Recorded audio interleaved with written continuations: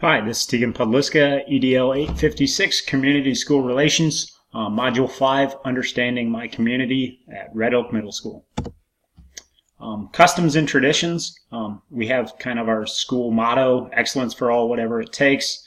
We have a strong tradition in volleyball, tennis, and bowling, a lot of girls' sports. We're working at the others. We have pretty good community support, a lot of funding and things there. Lots of educational and activity opportunities for a school our size. Low income, we've got some attendance issues and some nutrition and health issues kind of based off of that low income status. 57.9% free or reduced lunch overall, with over 70% at our primary school, 54.9% at our high school, 10.1% individualized education programs, so IEPs, 4.5% English language learners. We're primarily Christian. Traditions, we have Junction Days, which is kind of a big community event. We also have county fairs. Lots of agriculture in our community, so the county fair is really big. Lots of the kids show different animals and things like that. Got a very active school board, works with the educators and the administration quite frequently. We've had a lot of turnover in my 7 years in the school district. We've currently got a building project going on, so we're building a new facility at our high school. We're eventually going to get to a 2-campus model. This current building project is going to take us down to 3 campuses, and that's going to help with some funding issues and things like that, which I'll talk about later on. Knowing our population characteristics, population 5,476, so roughly 5,500 people. It's declining right now. Educational level of parents is generally low. Not all the parents can help with homework. Some parents are very involved for varying reasons. You have your parents who are really involved from kind of the high economic standpoint, where they're just very involved. And then you have some who don't necessarily have other things to do, so they're very involved.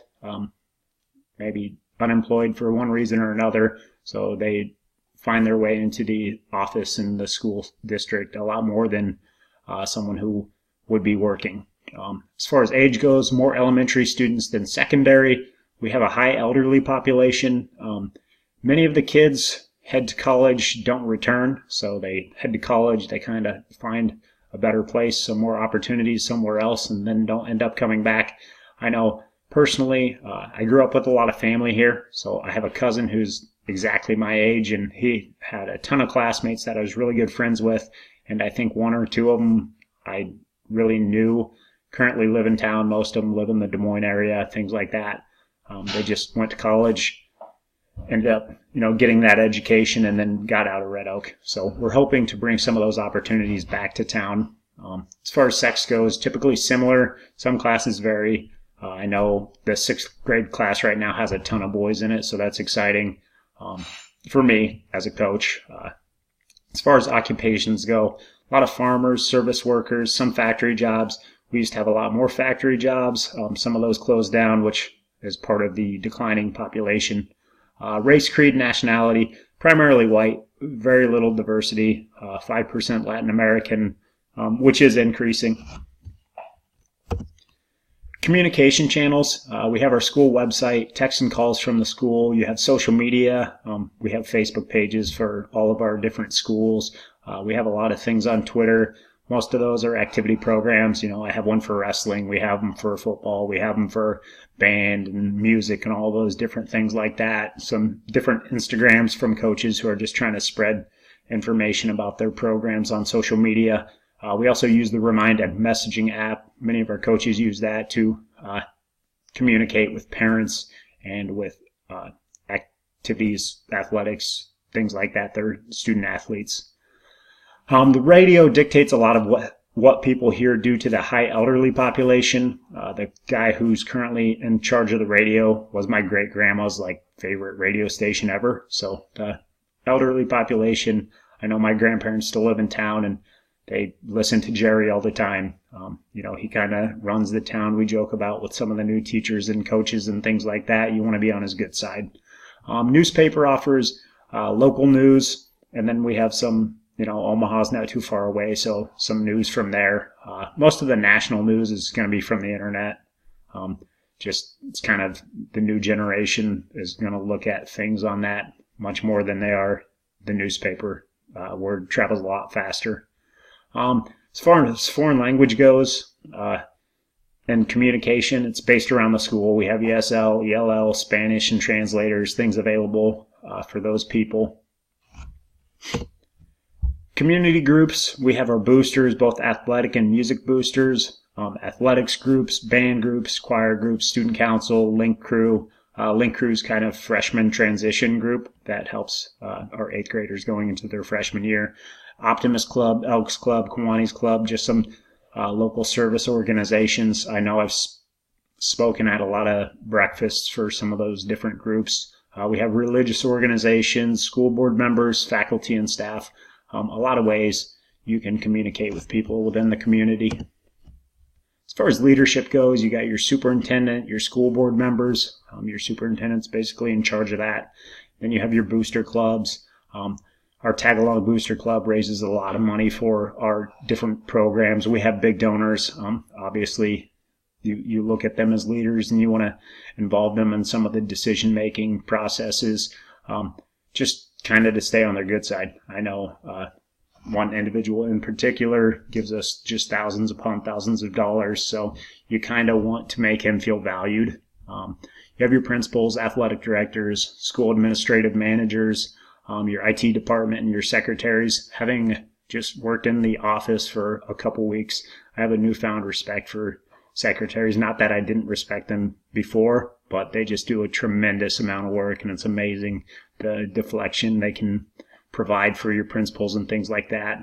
Just because everyone thinks that their question is very worthy and valuable of the principal's time, and he's not available for all of that. And that's part of my job as a school administrative manager, is to help take a lot of those phone calls and things like that.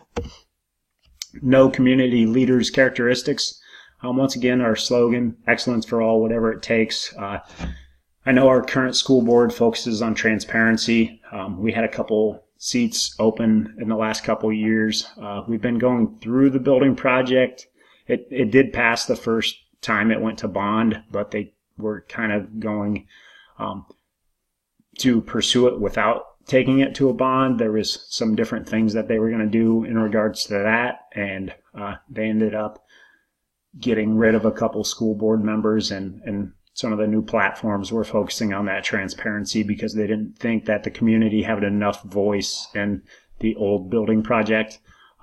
Positive and proactive, experienced and well-versed in the community, just kind of necessary regarding your characteristics. You can't come from, Des Moines to Red Oak, Iowa, and just think, hey, we're going to do everything we did there. Well, I can tell you right now, it's not going to work.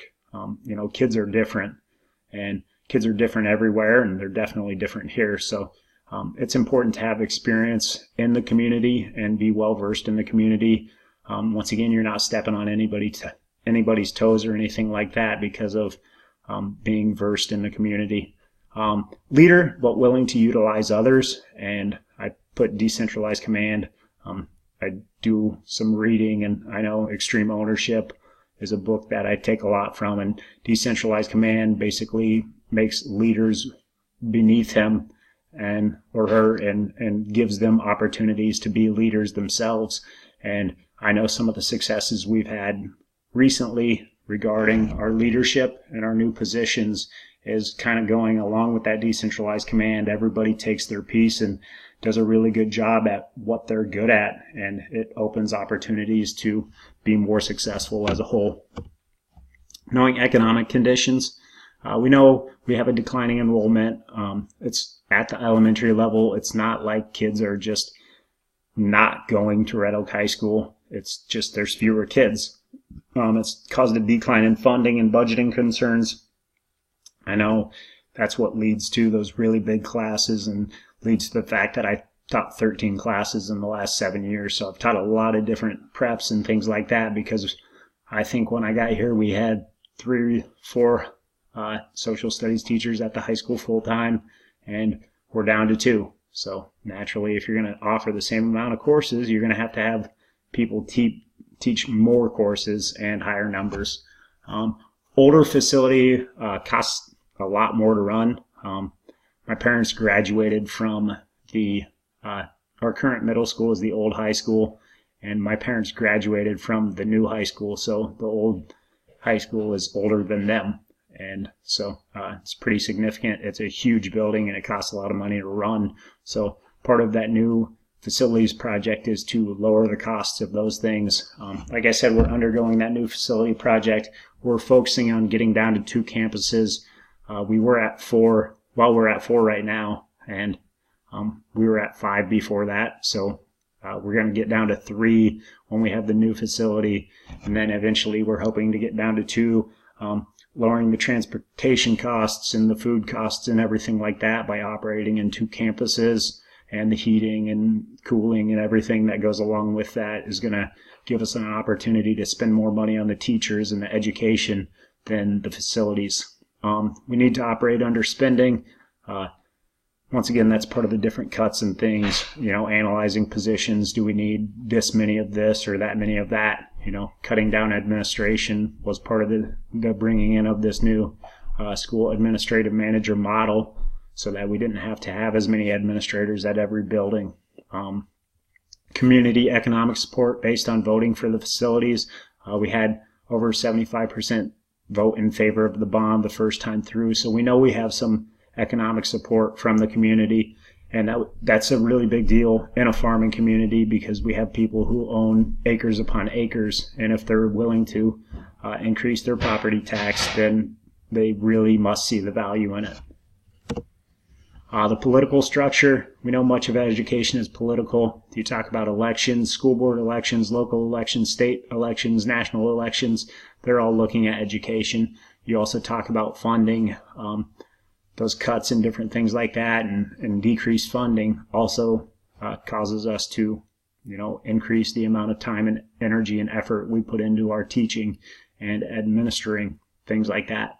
The more money is spent at the state and local levels on education than any other function of government. You have aid to districts, school buildings, property tax assessment. So some things I've already talked about. Knowing the social tensions, there's drugs in the community. They're prevalent, and they're a major concern. You have athletics versus music. This used to be more of a concern. We have a lot of good activity sponsors right now who are on the same page and are looking to build off of each other instead of go, hey, we got to go athletics versus music. We're really, you talk about your multi-sport athlete, but you really want to talk about your multi-activity individual instead. You have your socioeconomic status, just kind of typical. You have the rich kids versus the not as rich kids, and some of those tensions are intended, and some of them aren't. Not much racially based due to the lack of diversity.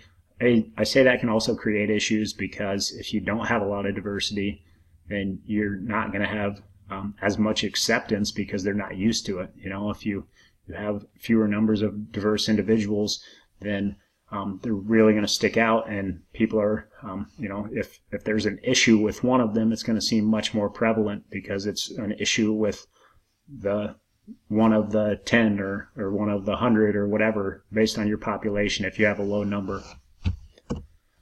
Extra sources of information. We have questionnaires for students, parents, staff, community. We have our school board minutes and reports, and we have the radio. As I stated earlier, he's kind of, whether we like it or not, we know he's a source of information out there. And so you want to have a really good relationship with the guy at the radio. Power structures, you have your superintendent, school board, principals, SAMs, instructional coaches, and faculty. It all kind of moves down from there. If you're starting at the top, then you're going to address the superintendent, and you're going to work down from there. And those people are going to kind of defer to the next ones, or the ones above them, if there's a question about something that goes above them. You have your multicultural issues. Acceptance is preached and defined within the school handbooks and school board policy. Weave culture into the school. Culture is based on being a red oak tiger. You don't have to address all of those different things if the focus is being a red oak tiger. And then we don't have a dress code. Know the power structure. Power structure is defined by the school, begins with the school board and works down. It brought up rewards and punishments. I know at the middle school we address those through PBIS, Positive Behavior Interventions and Supports, and we're working to align our discipline with the high school because starting next year we'll have one facility between our middle school and high school, so we want everything to be uniform. Measuring public opinion, we have annual surveys, school bond voting, community, students, parents, staff are polled and discussed by the leadership. Public opinion surveys, those questionnaires and polling at student-teacher conferences, things like that. It would be useful to poll local businesses to find out about potential community partnerships, in my opinion. Thanks for watching.